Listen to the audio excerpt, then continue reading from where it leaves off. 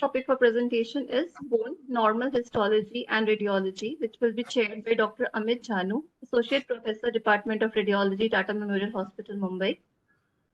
And it will be presented by Dr. Poonam Panjwani, ma'am, Professor, Department of Pathology, Tata Memorial Hospital, Mumbai.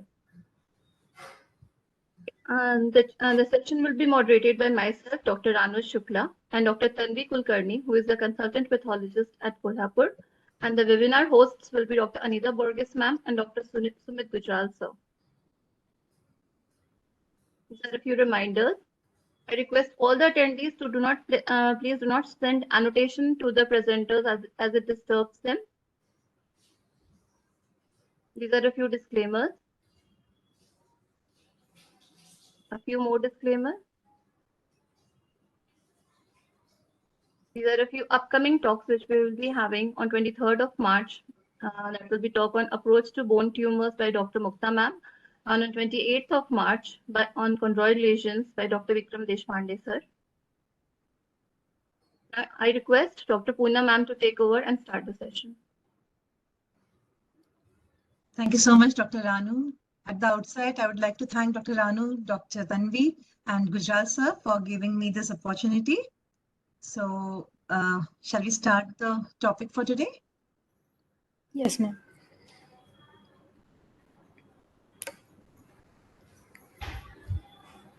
Okay. I hope the slide is visible. Yes, it's visible. Okay. So, very good evening to everyone who has joined. And as I understand, most of you must be in your initial steps in pathology. And I know that there are a lot of first years who may have not really seen a lot of bone pathology.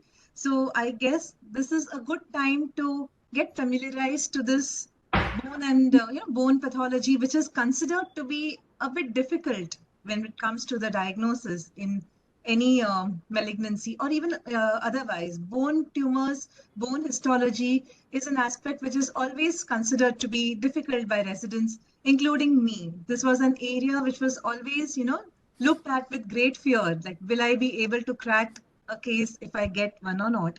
So let us see how we approach when we get a bone lesion in our daily practice. So the plan of my talk is going to introduce all of you to the basic points that we need to know in bone anatomy and histology. I understand there are going to be lectures subsequent to this, which will address specific diagnosis, the approach to specific bone tumors, cartilage tumors. So my plan of this talk is going to introduce you to what do we need to know in bone tumors, in bone anatomy, and needless to say, any bone pathology is incomplete without imaging. So as a pathologist, what is needed for us to know in radiology? The basic points that we need to know is what I'm hoping that I'll be able to share some light on by the end of this topic. So when we talk of bones, as we all know, there are a lot of bones in our body. Some of them are flat bones, there are long bones, some of them are irregular bones like the vertebrae. We have numerous short bones in the hands and feet. And then we have bones like the patella, which develop within tendons and are called the sesamoid bones. So there are so many, more than 200 bones, as we know, they are present in the body. And the bones are formed by inorganic bone materials, minerals, namely calcium phosphate and calcium carbonate compounds. They contain water, they contain the cells which make the bone, and they are formed, all this is held together by collagen and other organic minerals. So collagen type 1 is the main type of collagen that we see in bone. So when we talk of bone, especially when we talk of a long bone, I hope you're familiar with the terms like epiphysis, diaphysis, metaphysis. This cartoon illustrates the same. Epiphysis is what is referred to the end of a long bone. And there are, like this, in this long bone, there would be two epiphyseal ends which are at the two ends of the long bone. The middle portion of the bone is referred to as the diaphysis, and the junction of the epiphysis and the diaphysis is referred to as a metaphysis. So why do we need to know this? Is that because we need to be aware that certain tumors arise from these locations. There are some tumors that arise from the epiphysis, some arise from the diaphysis, whereas some arise from the epiphysis. So we need to understand which part of the tumor or the bone we are referring to. When we read a radiology report, which part of the bone is affected is what we need to understand. Then when we talk of a long bone, can you appreciate there is this relatively thicker looking, whitish looking structure here, whereas the middle portion looks a little more hollow as compared to that, more spongy. So this peripheral or the thick cortical bone is what forms the outer shell of a long bone. It is more firmer, it is more thicker in consistency. The central part, especially towards the ends of the bone, is more spongy, and it is therefore referred to as the spongy bone or the cancellous bone. There are more of these hollow looking spaces here. And as we all know, the bones, especially the long bones, the inside, the medullary cavity contains the bone marrow, which produces the hematopoietic cells. So in bone development, the development of ossification starts within the fetus, and the process by which the ossification starts, there are two mechanisms. One is either the endochondral ossification or intramembranous ossification. This is referred to as the primary ossification, whereas the ossification that occurs after birth is referred to as secondary ossification. The bones, they undergo continuous remodeling, and there are many repair processes that take place. The remodeling is especially seen in birth. Like we know, till puberty, the bones keep growing and a person becomes taller because the bone length is also increasing. So there is continuous remodeling which is happening in the bones. What happens in intramembranous ossification? In this process, the ossification of the bone directly takes place from the mesenchymal cells. And the center or the zone in which the ossification starts, it's a cluster of cells which gets together, and this is referred to as the ossification center. Now, what are the cells which are producing osteoid? They are known as osteoblasts. So these mesenchymal cells, they become specialized osteoid producing cells, which are called osteoblasts. Now, these osteoblasts, they secrete osteoid. Osteoid undergoes mineralization, and that is how we get the bone formation. And as the mineralization is happening, as the salts are getting laid down, they keep trapping the osteoblasts. Once the osteoblasts get trapped within the mineral, they are converted to osteocytes. Now, this kind of ossification is mainly seen in the flat bones of the face, the cranial bones, and the clavicle. What happens to these ossification centers, osteoblasts? It is not an uncontrolled process. What we have is continuous laying down of bone, and the remodeling takes place by specialized cells which are known as osteoclasts.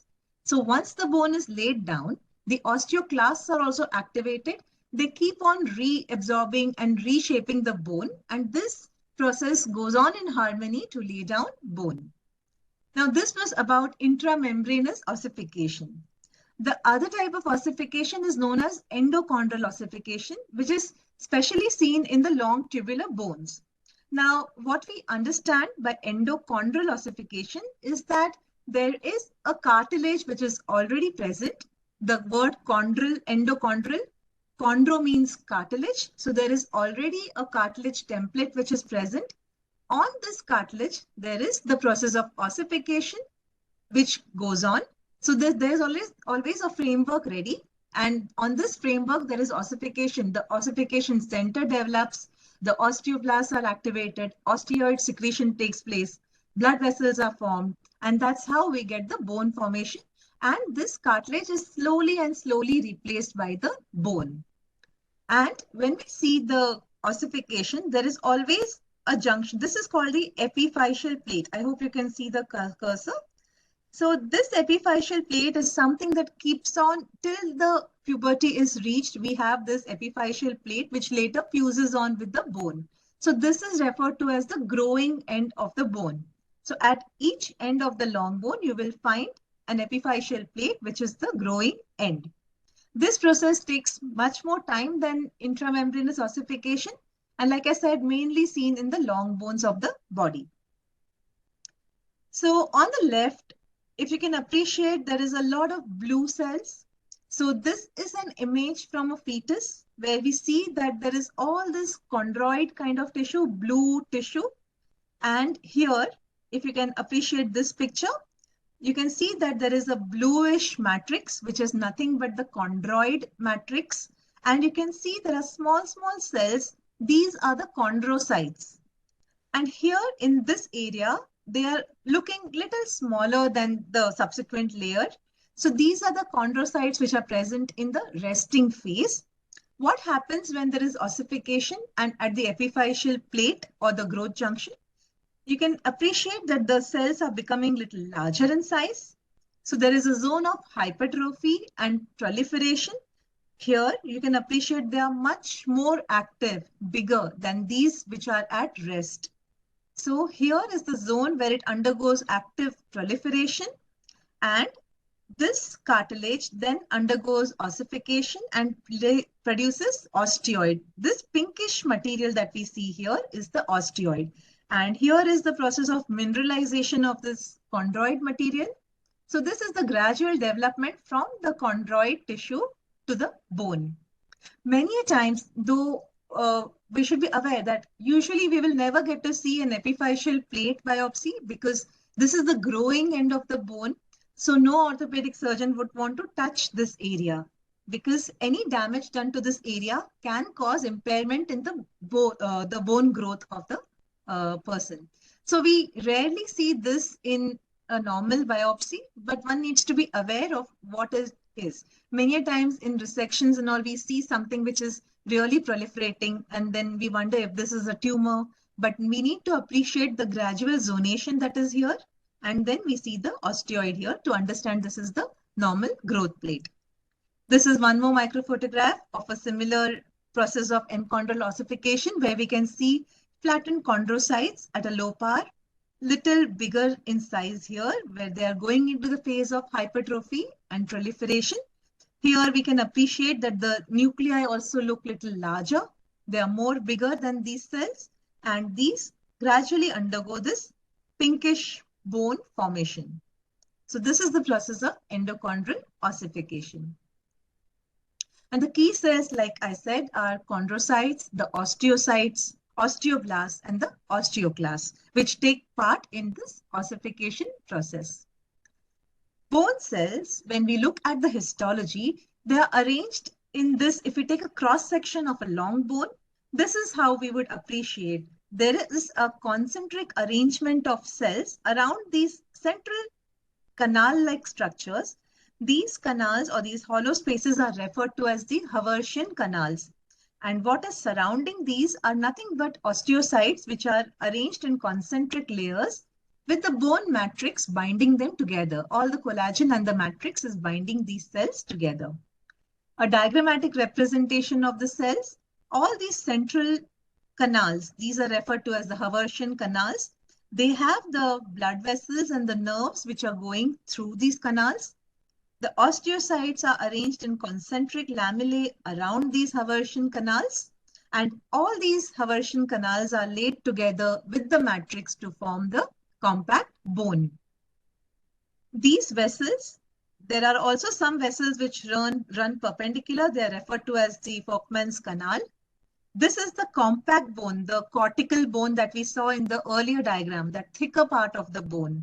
Towards the center, we can appreciate that there are more hollow spaces which are coming. This is the spongy bone, the cancellous bone that we saw. And this happens because the osteoclast resorb these bone more here. More and more spongy space is developed, and ultimately we have the hematopoietic precursors which will be present here. So this is the part of the bone which has the connection to the medullary cavity. The outer covering of the bone is referred to as the periosteum, and it is connected to these lamellae by these fibers which are known as Sharpie's fibers. So this is a thin strip of periosteum which covers the bone.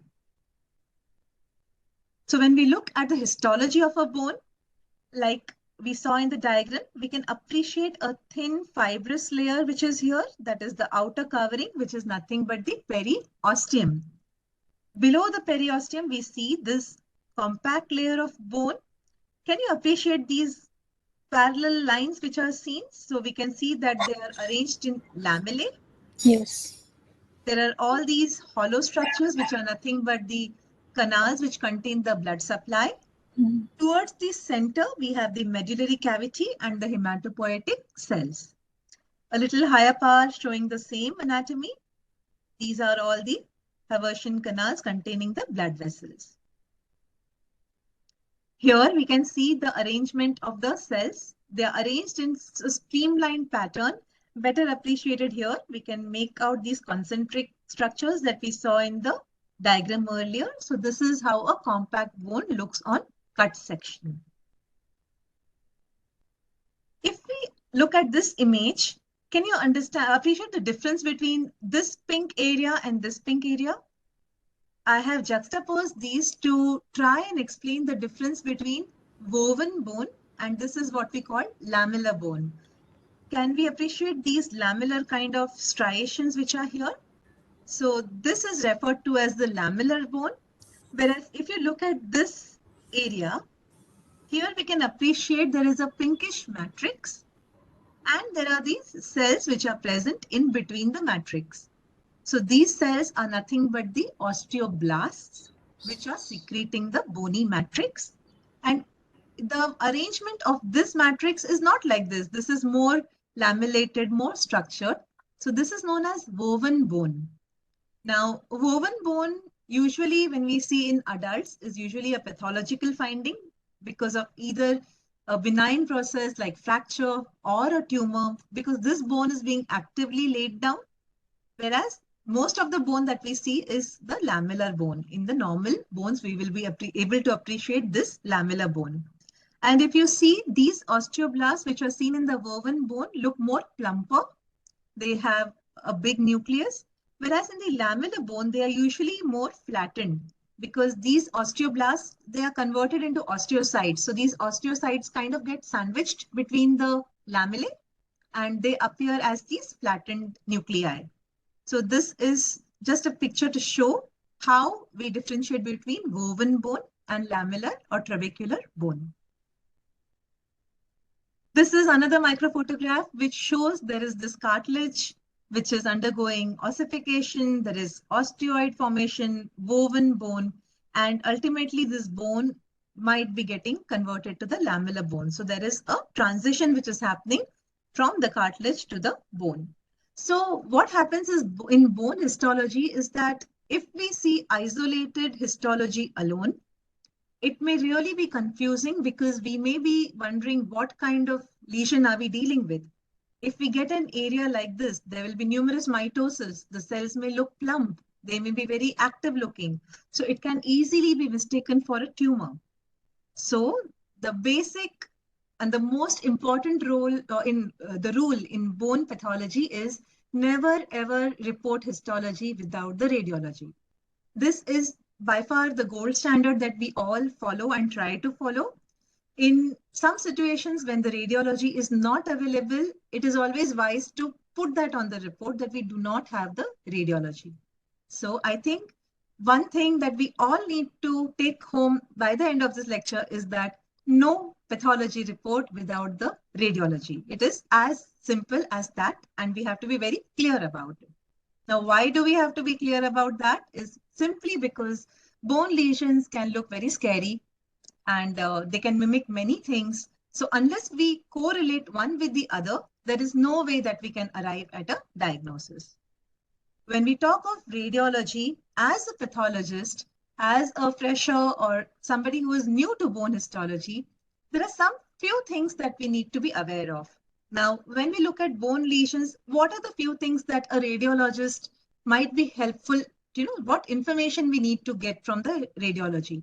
Now, when we look at bone histology, it is important to know the age of the person because certain lesions are seen common in younger patients, whereas elderly group may have more lesions which are common. So these might have similar looking radiological findings, but the age will be a criteria to say whether this can be a benign or a malignant condition. For example, if we see a lesion here in the diaphysis in a young patient, say a 15-year-old patient, the first diagnosis we should think of would be whether it is an Ewing sarcoma. Whereas a similar lesion in an elderly 50-year-old patient might be a metastasis, a myeloma. So we need to be aware of the age group that we are dealing with. Younger patients, we may have osteosarcomas, whereas in elder patients, we might think of chondrosarcomas more. So one is the age factor. Then what bone are we dealing with? Now, why is that important? Again, because there are certain entities which show more predilection to certain bones. For example, if we talk of skull bones, myeloma, metastasis, eosinophilic granulomas, LCH, these lesions are seen more in the skull.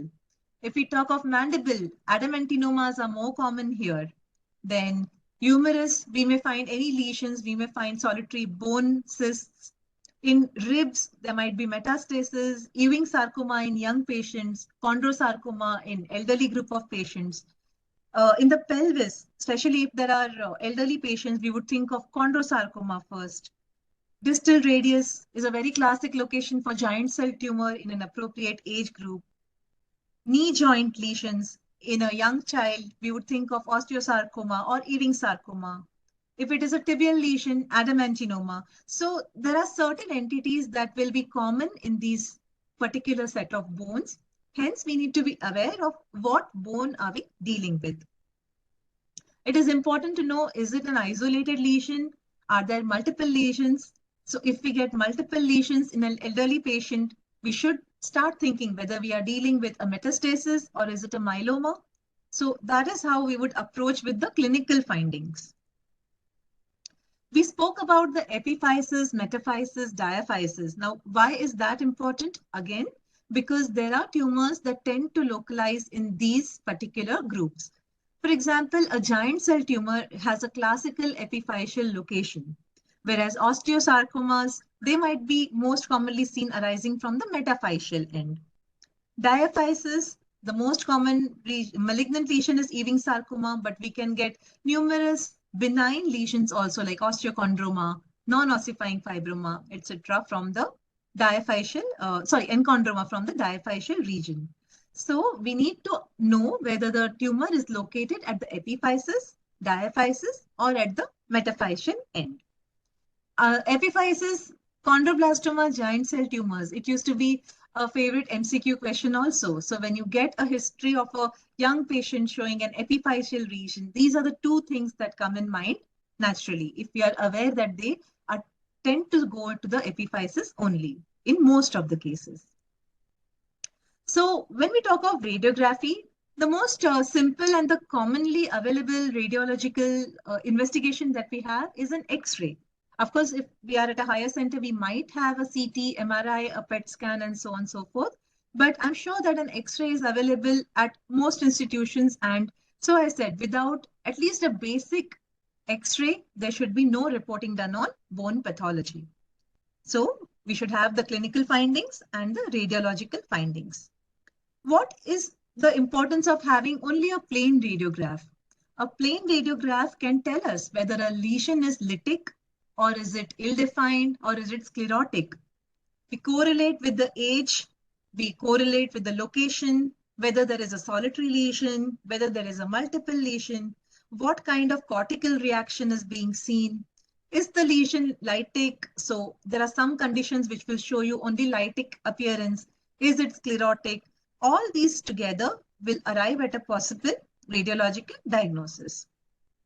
So for example, now if we are looking at a young age group and we have a well-defined lesion, so we can think of an eosinophilic granuloma or a solitary bone cyst. If we are looking at a sclerotic lesion, in a young patient, osteosarcoma comes into the picture. If the lesion is in the diaphysis, it is this kind of a lesion, we would think of Ewing sarcoma in the appropriate age group. So we need not memorize any of these. It is just to be aware that if the lesion has a lytic appearance, if it has a sclerotic appearance, if it is a well-defined lytic lesion, what are the things that are most commonly seen in that particular age group. You will have these slides for reference. So I think if you want, you can go through these later, because like I said, when we know that some lesions have typical appearances, we can probably try to localize and arrive at possible differential diagnosis. So some tumors are centric. That means it will be in the center of a bone. Some tumors are seen at the edges or eccentric locations in bone. There are certain lesions which are cortical, that is in the thick cortical part of the bone, whereas some are they're opposed to the cortical, juxtacortical in position. Again, depending on that, we can have certain differential diagnosis, like a centric lesion might be seen in ABC, aneurysmal bone cyst, fibrous dysplasia, or a solitary bone cyst. Eccentric appearance is usually seen in osteosarcoma or giant cell tumors of the bone. Cortical is osteoid osteoma, and juxtacortical is typically seen in a parosteal osteosarcoma. So again, knowing which bone, which part of the bone, epiphysis, metaphysis, diaphysis, where in the bone, is it centric, eccentric, cortical, is it lytic, is it sclerotic? These are the questions we need to ask our radiologist.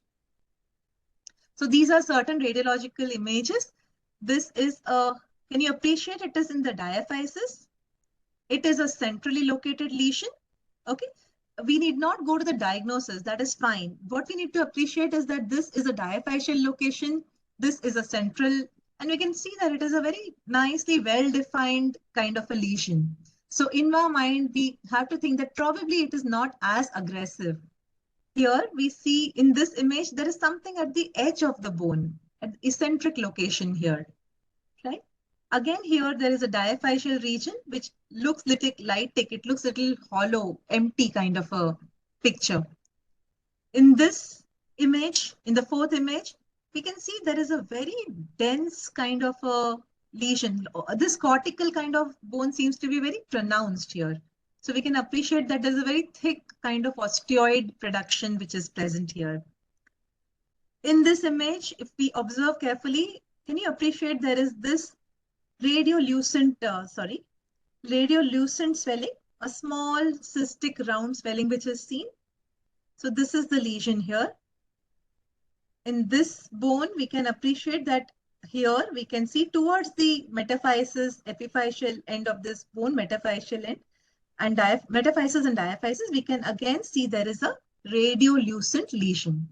So I just hope you're able to appreciate that these are radiolucent in nature and the location of these lesions.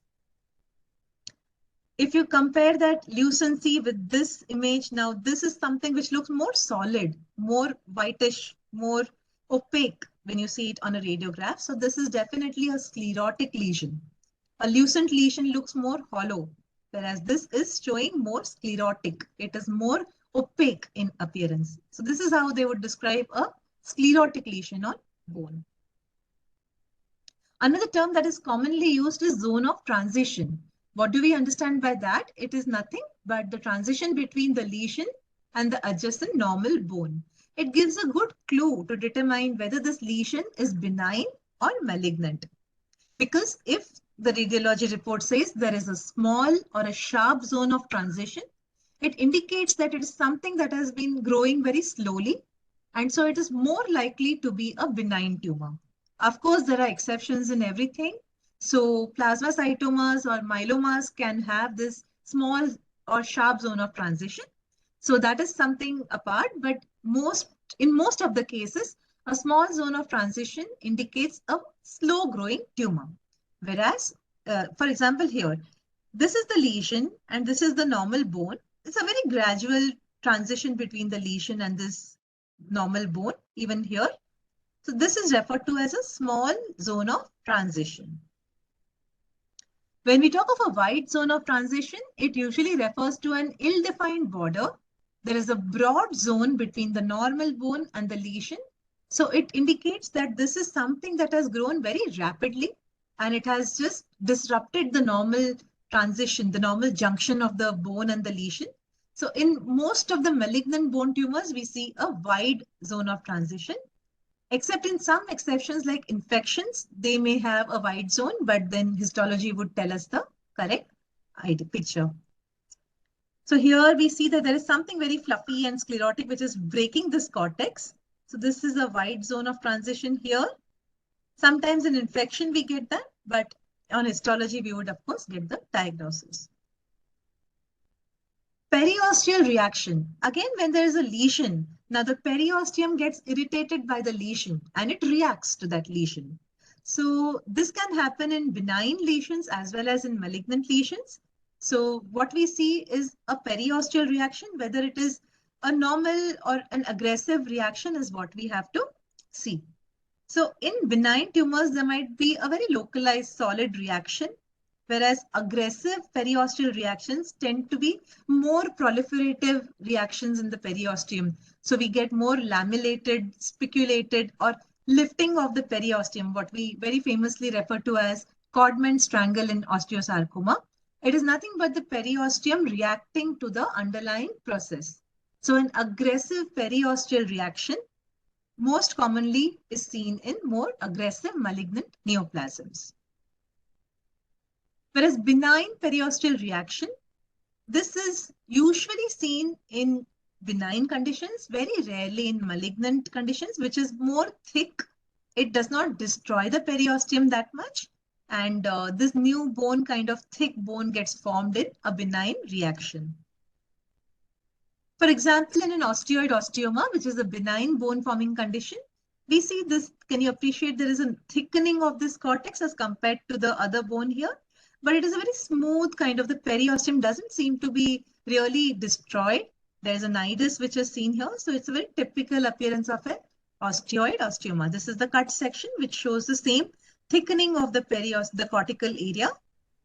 So here we can appreciate there is more thickened, but still it is a smooth periosteal reaction. Whereas, like I mentioned, in aggressive periosteal reaction, they can be either multi-layering or lamellated appearance of the periosteum. And Codman strangle is nothing but there is a elevation. The periosteum gets lifted up and it forms an angle. Because in an osteosarcoma, there is new bone being formed. It destroys the cortex and the periosteum gets elevated. So that is referred to as a Codman strangle in osteosarcoma. So here, if we can appreciate this, the periosteum is getting lifted here. So this is what is, and here there is the bone destroying osteosarcoma, which this is referred to as Codman strangle. What happens in tumors like Ewing's bone? There is a lamellated, layered reaction of the periosteum, which is referred to as the onion skin appearance. So that is what we see in tumors like Ewing's sarcoma. That can also be seen in infections. So sometimes when we get a radiology report which says that this could be an infection or this could be Ewing, it is because the periosteum can react like that in both the conditions.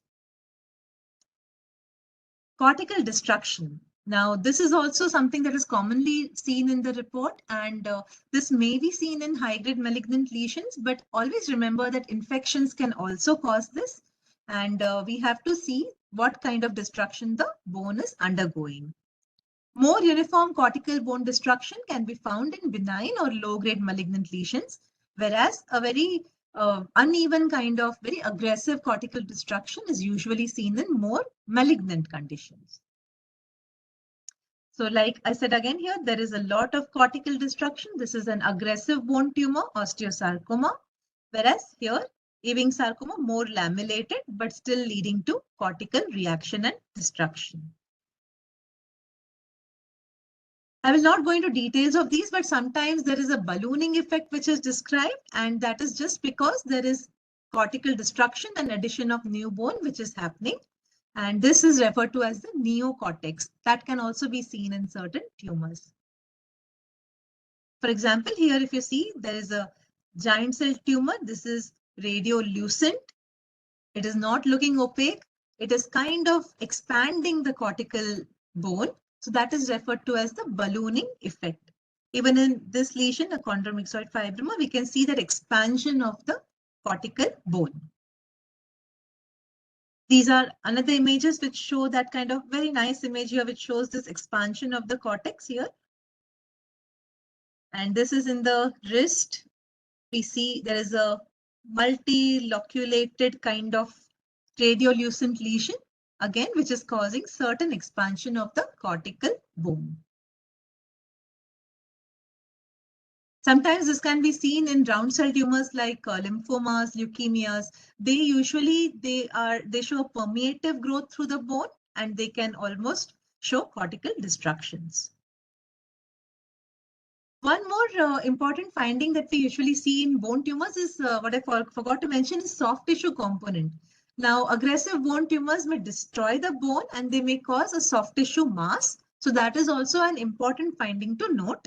And then we look at the matrix. Now, what kind of matrix is a bone showing? Is it showing chondroid matrix or is it showing osteoid matrix? When there is chondroid matrix which is present, we see certain types of calcifications which are there. They are described as ring and arc or popcorn, flocculent or stippled calcification. This is the pattern of calcification which is seen in chondroid tumors like chondrosarcoma. So this is flocculent, like small clouds and rings and arcs is what is typically described. Now here there is a rib mass. This is the lung in the CT scan. This is can you appreciate this rib end here? This is the vertebral body, but as you can see, there is destruction of this rib, right? And there's a mass here and there are these small whitish specks. So calcification will look more opaque. So we can appreciate that there is certain calcification within the tumor. So that is how, even though we have an image, we don't have a radiologist, but we can appreciate that there is an expanding tumor. There is some calcification here. A rib lesion, if the patient is elderly, we need to think of chondrosarcoma. Again, the same thing. There are these rings and arcs which are described, and a lot of these cloud-like flocculent opacification, which is typically seen in a chondroid matrix. Some more images to show the same. Whereas osteoid, it is usually the osteoid laying is seen as a trabecular pattern, or it can be seen as an amorphous osteoid formation in bone. So there can be this dense sclerotic kind of amorphous calcification, which is referred to as osteoid matrix. It will look very dense on a radiograph, like this here. So many times when we have discussions in the clinics, always there is a debate that is this osteoid matrix, is this chondroid matrix? And then the pathologist says, okay, I am seeing this on the slide. And the radiologist says, okay, I am seeing this, but there can be a mismatch, but then that's how we try to solve our cases and see what are we really looking at. MRI images, all I wanted to tell, very basic thing in MRI is that we commonly hear this term T1, T2 weighted images.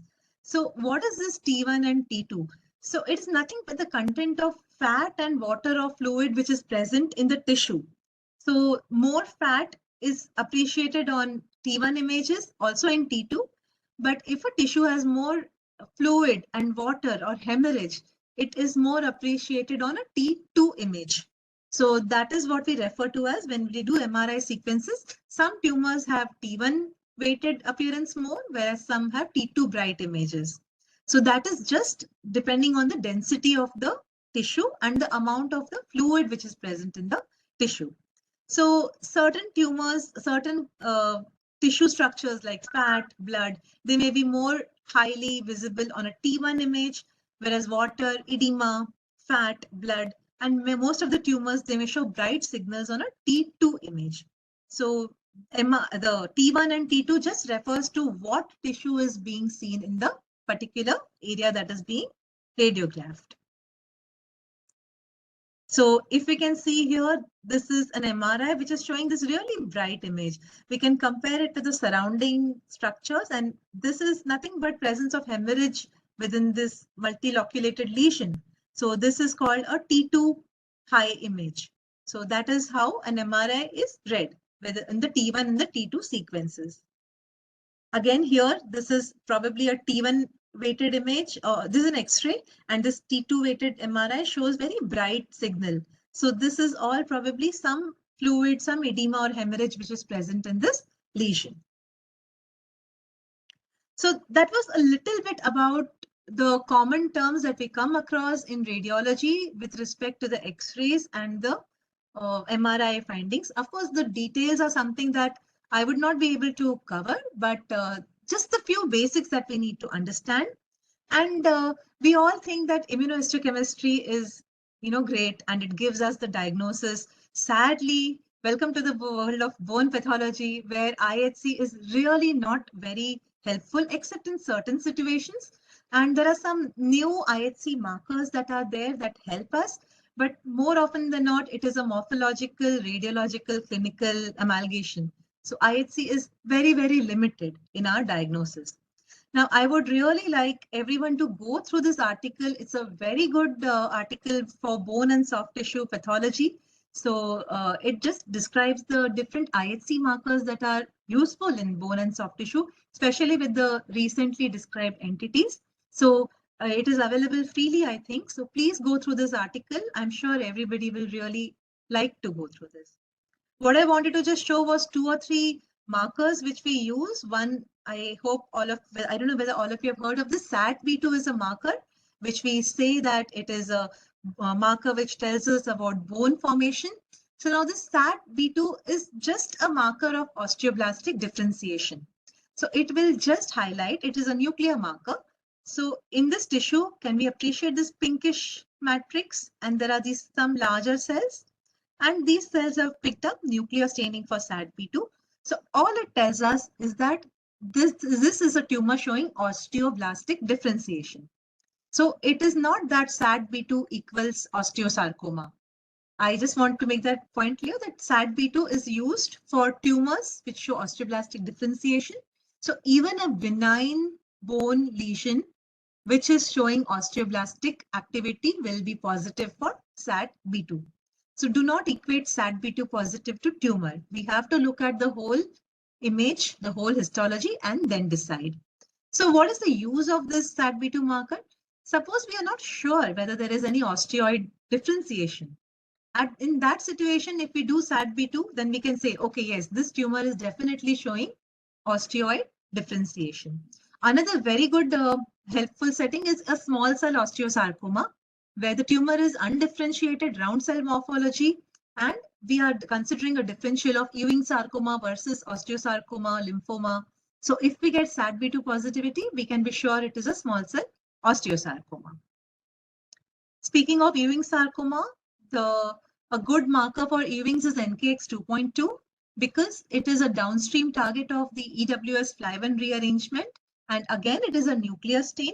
So MYC2 positivity is not very specific, CD99. It can be seen in many tumors, whereas NKX 2.2, it is seen in the vast majority of Ewing sarcoma. So it is a very good marker for Ewing sarcoma. There are many new entities which have come up in bone pathology. We hear of BCOR, SAT-B2. I'm not going to go into details of these, but I do advise you to go through that article to just be aware of what are the newer IHC markers that we can use. So with this, I would just like to conclude saying that when it comes to bone histology, it is always a combination of clinical, radiological, and histological findings. IHC may be done in some settings, but it is not really the only thing that is important. And in some instances, we may require molecular studies like Ewing sarcoma. We may ask for an EWSR1 rearrangement. So molecular studies may be helpful in certain cases, but the most important, and what I have learned in the few years of bone soft tissue, is that these cases have to be discussed with the radiology and clinical. So at Tata, we are lucky to have these joint discussions where the clinician also has his inputs, the radiologist gives their inputs. So we have a combined discussion. There are many times we don't agree on a diagnosis because something is not matching somewhere. So these discussions are always helpful. So please never sign a bone histology case, even when you're seeing, even as a resident, when you're looking at a bone case, the first thing you need to do is see the clinical findings and see what the imaging is. I think that is the most critical thing when it comes to bone pathology. So with that, I would like to thank my small talk, and I hope it has been of help to you all. So if there are any questions, I would. Thank you very much, ma'am. It was a very, very, very amazing talk. You covered all Thank the you. basics, and it has so now the foundation for all the next talks is ready. I hope so. Yes. Because bone is something that scares everybody. So Yeah. I completely agree with you. And without radiology and without clinical details, it's highly risky to sign any report of bone case. I would say it is a no. No No, yes. radiology, no report. If you don't have the radiology, put a rider that we do not have the radiology. Please refer back with the radiology. You may Yes, give a differential, but yes, do not commit to something if the radiology is not there. Always put that rider. Kindly refer back with radiology. It is very critical, especially in bone tumors. yes. Completely agree, ma'am. It was an amazing talk. Thank you so Thank much. So we also have with us Dr. Amit Janu, who is an associate professor in radiology.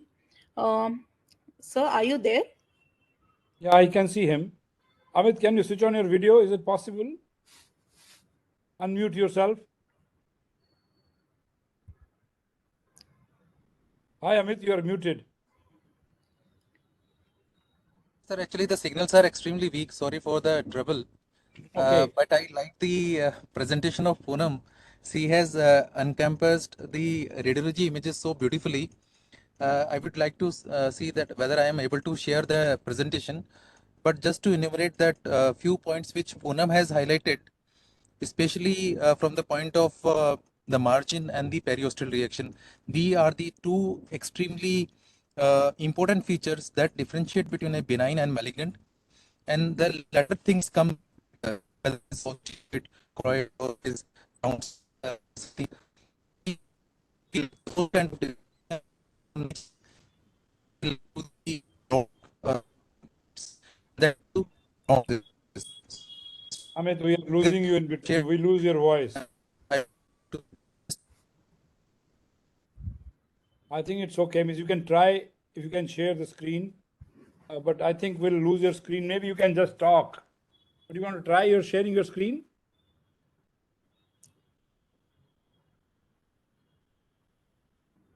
I think we lost him.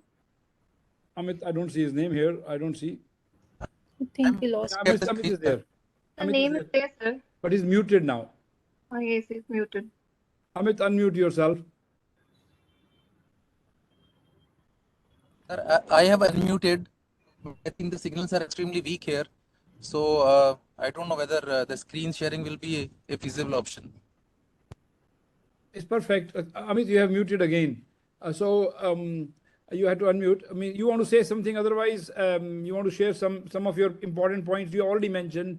Do you have any other important points for pathology residents or normal, bone radiology? Yeah, so basically what Poonam has told, it is a multidisciplinary approach.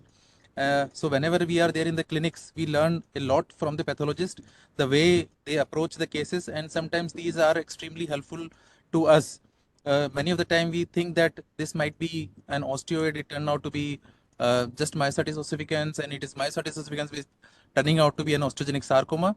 So basically we have to learn the approach, how we read the x-rays, and if we have little bit of reading of the x-rays, actually it will help in a significant way regarding from the starting from the location of the lesions and then the characterization of these lesions.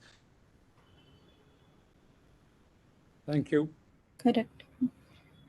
To share my screen. Is this? Yeah, Yes. I think I have shared my screen. Yes, we can see it. Yeah. Yes, Great. we can see. Yeah. So just a minute. Can you see the screen now? Yes. Yes.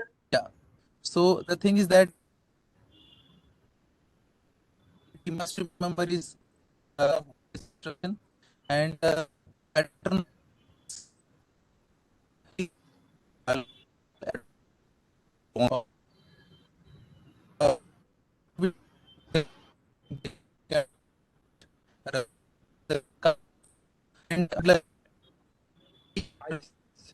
Amit, we can't hear you. Your screen is visible, but your voice is breaking.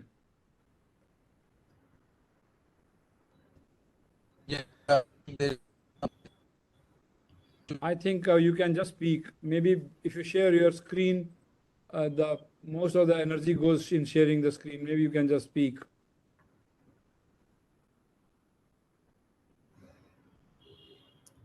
Can you hear me, Amit?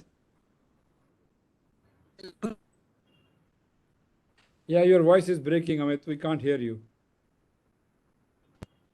Maybe you can stop sharing the screen.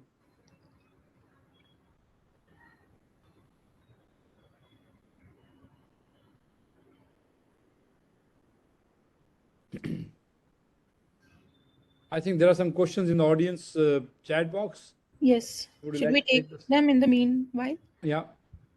Okay. So the first question, how to differentiate malignant heterologous cartilage from metaplastic cartilage with reactive atypia?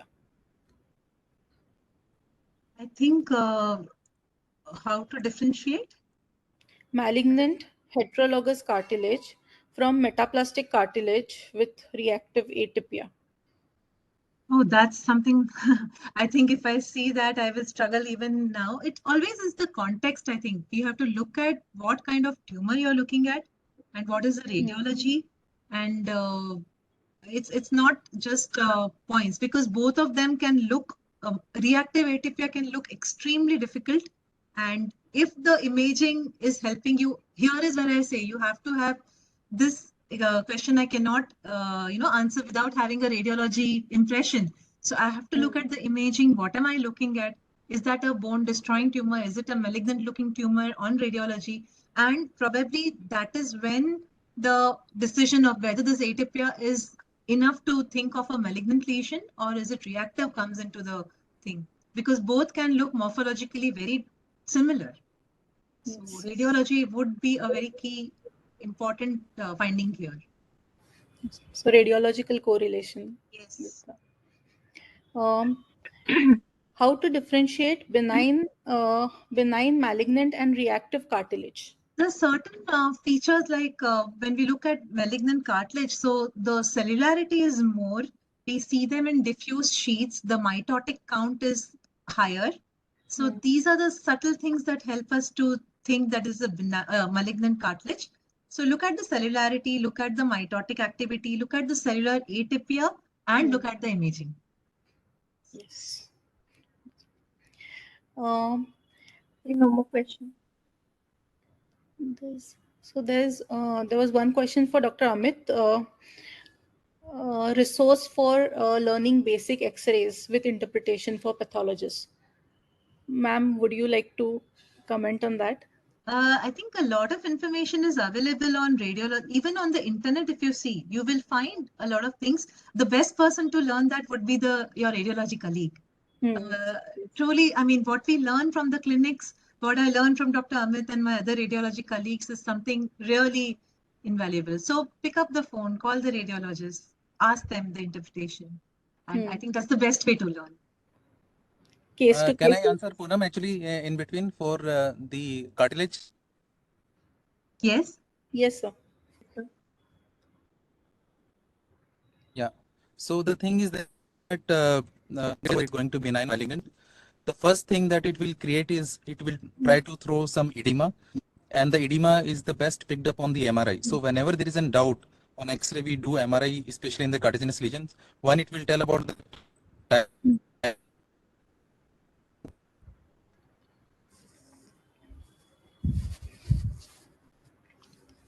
And then there are subtle other things like whether the tumor is eroding the bone, whether there is bone permeation. So those are another subtle things on radiology, or if we see that on histology. If we see a cartilaginous lesion which is permeating in between the bone, that is an indicator of that it is a malignant lesion. It is going through the bone. So that is also a good clue. Ma'am, but if ossification is also occurring simultaneously, then so how to differentiate whether it is permeating the bone or there is woven bone that is being laid down? I think the imaging would also help, that it is showing destruction. Am I right, Amit? The MRI also would be helpful in this.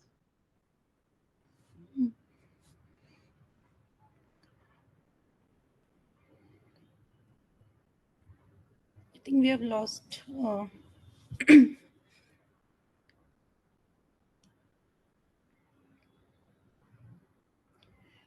Okay. Ma'am, but on microscopy, is there any way to differentiate between bony permeation versus some enchondral ossification that is happening? Yeah, sometimes we see, if you see proper bone trabeculae, lamellated bone, the normal, what you would say, the native bone which is present, and that is showing permeation of the cartilaginous cells, that would indicate host bone permeation. Whereas if you have a osteoid bone, you would find more plumper, woven kind of bone, and which is getting mineralized. That would indicate that this is not a native bone. It is actually being formed by the tumor. So we have to look at that trabecular lamellated bony trabeculae of the host bone. Ma'am, and sometimes when there is pathological fracture, so that time also woven bone will be. Yes, yes. And that is the most dreaded pitfall, because if you see under the histology, it would show all the signs that we would worry for. There would be osteoid formation. There will be a lot of mitotic activity. The cells would look bizarre. So I think a callus is a big pitfall.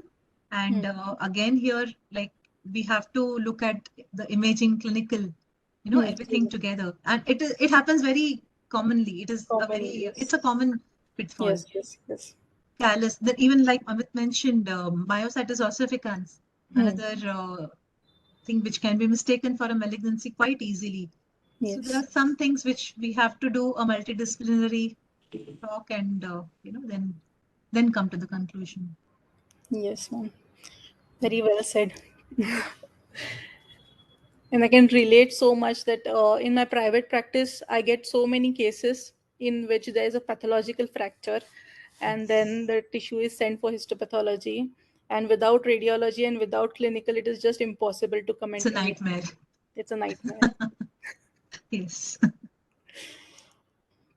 So there are some more questions. I am having one, Tanvi, I am having one aspect whether this could be callous. So whether you will speak to your clinician.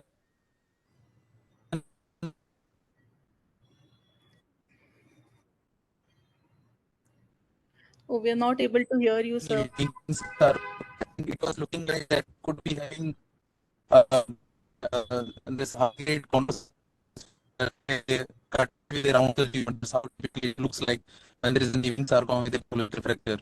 So when we have these kind of percentage, if they are small, able to us, we'll specify this.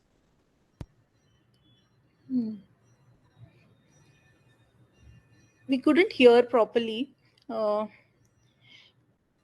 is it possible for you to write in the chat box so that people can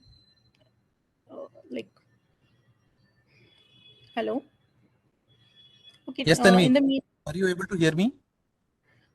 So we could hear in bits and pieces. So we couldn't I'm just saying, So I'm just saying when there is doubt, especially maybe it is a migratory to give a cardigenous area. So when we are having rounds with some cardigenous area, I think we should look in those cases whether we are dealing with something else.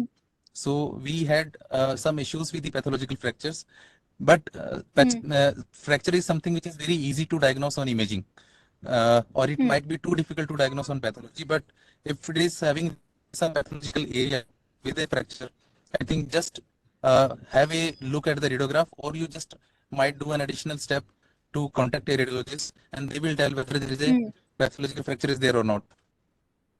Okay.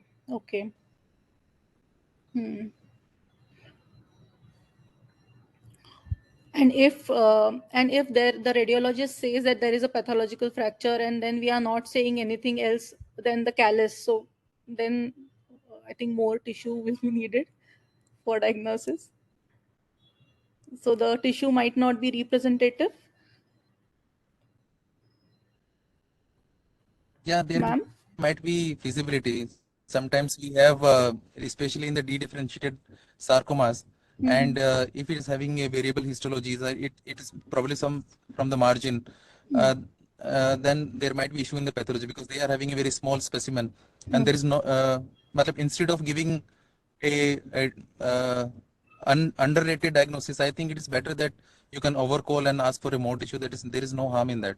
Yes, I agree with you, sir. So thank you, sir, for the inputs. We'll take some more questions. Okay, how to differentiate TB spine from infection? I don't know. Question. From bacterial infection. So I think it How may to be, differentiate? it may be from bacterial versus granulomatous. Usually on imaging, it might be relatively simpler because the patient presentation is very acute, and it is usually involves a single intervertebral disc space or intervertebral body. But if it is a TB, it is usually multifocal, and sometimes it will involve contagious, at least uh, 2 or 3 vertebral bodies in the column. If that is the presentation, it is easy to diagnose a TB. Okay, okay. Got it, sir. Um, And if I think if the PPT is visible, we can just see that what the Lodvik has is it Tanvi visible right now? Yes, so sir. no, you will have to share your screen. I have shared the screen. Now it is visible, sir.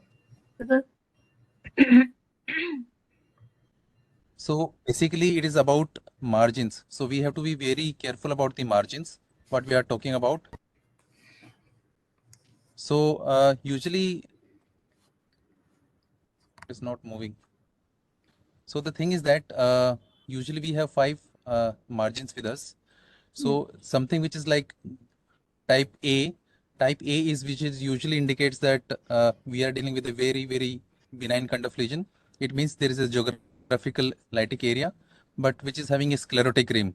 If that is there, then it will indicate that this is extremely benign category of the lesion. Something which is like this, which Poonam has already discussed, it is a Codman triangle.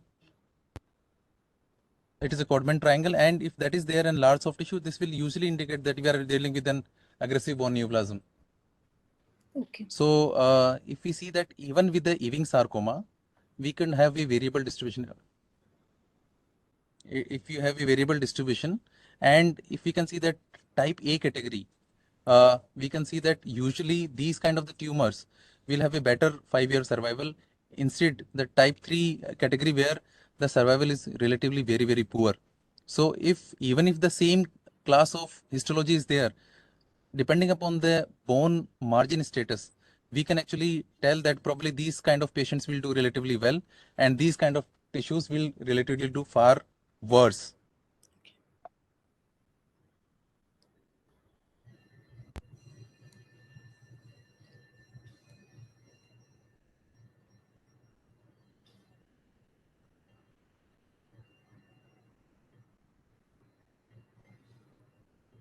Hello. Yeah. So then we can see that these are the typical morphological pictures. Proximal humerus with an osteolytic lesion, intramedullary portion typically indicate the simple bone cyst. Cortical location typically indicates in the lower bones it is non-ossifying fibroma. Something which is subarticular and having an osteolytic area which is very well marginated, it is a giant cell tumor. In a fused skeleton, something which is in the metaphysis, but in the unfused skeleton, it is an aneurysmal bone cyst. So these are relatively simpler diagnosis, just based on the pattern of the bone destruction. We call it as a geographical pattern of bone destruction, and depending upon the location, we just say it is an ABC, this is an NOF, this is a giant cell tumor, and this is an aneurysmal bone cyst. What we have to see is that we have to look for the combination of the patterns. We have to look whether there is a sclerotic rim, regular, lobulated, and any other type of rim. Mostly what we have to deal with the mothetan and permeative. If something which is there, then we directly call it as an aggressive reaction, and aggressive reaction means it is going to be an aggressive bone neoplasm. And sometimes we have to see like this has been on radiology, it is looking like an atypical cartilaginous lesions or grade 1 chondrosarcoma. But for this, the patient should undergo resection or the curettage at least. But the patient didn't want to go for curettage resection, but on the pathology it was reported as anchondroma. So then we decided to follow up these patients, and since the last visit is in 2022, this remains stable. So we could have variable radiology on sometimes, but what we have to look on the histology also, it is extremely careful. So we had biopsied this lesion 2 times, and every time it has been reported as an chondroma, and these kind of scenarios we can get in both in rad path discordance also.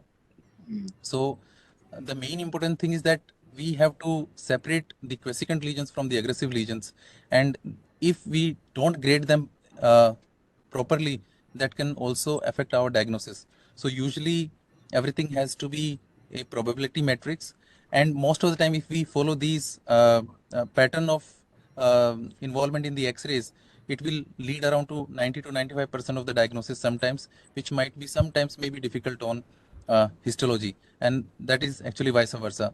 Coming to the another point which able to differentiate between aggressive and non-aggressive is the periosteal reaction. So what we call it as a solid periosteal reaction, which is something a periosteal reaction which looks like a cortex. If it is that solid, then it will indicate we are dealing extremely with the benign lesion. Again, if we see that there is a solid periosteal reaction, it will again indicate there is a benign lesion. Then we can further characterize what is the kind of lesion we are looking up. Something which is having an incomplete periosteal reaction, like you can see an elevated cortex and there is an incomplete periosteal reaction, this will indicate that this is going to be an aggressive neoplasm. If there is a no matrix, it is going to be an round cell tumor. It may be an Ewing's in younger age group, lymphoma in older age group. And if it is having a osteoid matrix with this kind of periosteal reaction, it will indicate that this is an osteogenic sarcoma. Like a sunburst reaction, if we see on the radiology, it is almost 99% certainty that we are dealing with an osteogenic sarcoma. Again, incomplete periosteal reaction, large soft tissue, aggressive margins. Again, these will indicate that we are dealing with an aggressive neoplasms. But these patterns can mimic infection, and we have to deal with these kind of. So on imaging, we can differentiate between infection versus malignancy. What we can see here, if we have these T1 bright areas, these are very, very classical for tuberculosis. This X-ray will look like it is going to be an extremely aggressive neoplasm, probably looks like an maybe an destructive Ewing sarcoma. But the moment we will do an imaging, we will identify that there are necrosis, there is an abscess formation within the joint, and there is a large nodal disease that is sitting, which is very classically seen in case of tuberculosis. So sometimes the diagnosis are easy, and if we don't able to provide a diagnosis on like an X-ray, we just ask for a role of imaging. That is very, very crucial for that. Again, just give an example. This is an subarticular lesion. In every modality, somebody will call it as a giant cell tumor. But the moment if you look at this X-ray, we will see that there is an ring and arc-like matrix that will indicate that probably we are dealing with an cartilaginous lesion in the subarticular lesion. This is a very atypical location for a chondrosarcoma. We did an MRI imaging, and we find that this peripheral lobular enhancement is extremely classical for chondrosarcoma. And when we biopsied, this turned out to be chondrosarcoma. This is how the imaging will help this thing. And again, this is cloud-like matrix, very dense matrix. If once you see it, you will tell it is an osteoid formation matrix, and it is an osteogenic sarcoma. Ring and arc-like, you will see it is a chondrosarcoma, fibrous matrix, and it is a benign looking radiograph. It is a fibrous dysplasia. So matrix, we know that we can see very well on the pathology. It is extremely easy to identify the matrix on radiograph, especially the fibrous cuts and osteoid. And if no matrix producing lesion, then we look for whether the lesion is having a fibrous etiology or it is a round cell etiology. So something you can see that there looks a large lesion which is having in floating membranes. This is a hydatid cyst that we have identified. This is looking like an extremely expensive lesion, but this turned out to be fibrous dysplasia. The moment we did an MRI, it's extremely fibrous. So definitely, like you, I see in other things, if we have any other correlative imaging findings, this will have to narrow down our differentials. Again, lesions which are matrix like ABC and others, and it's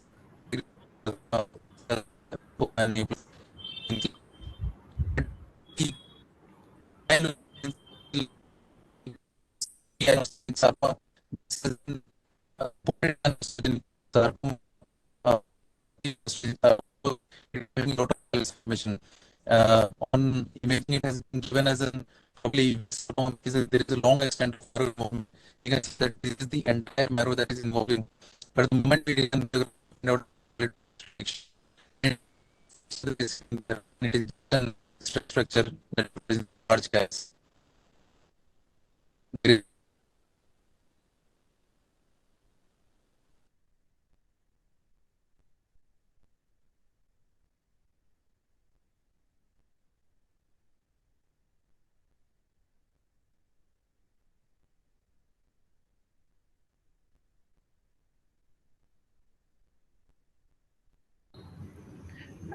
I think Dr. Amit Janu has lost his connection. Yes, again, he is not there. Yeah.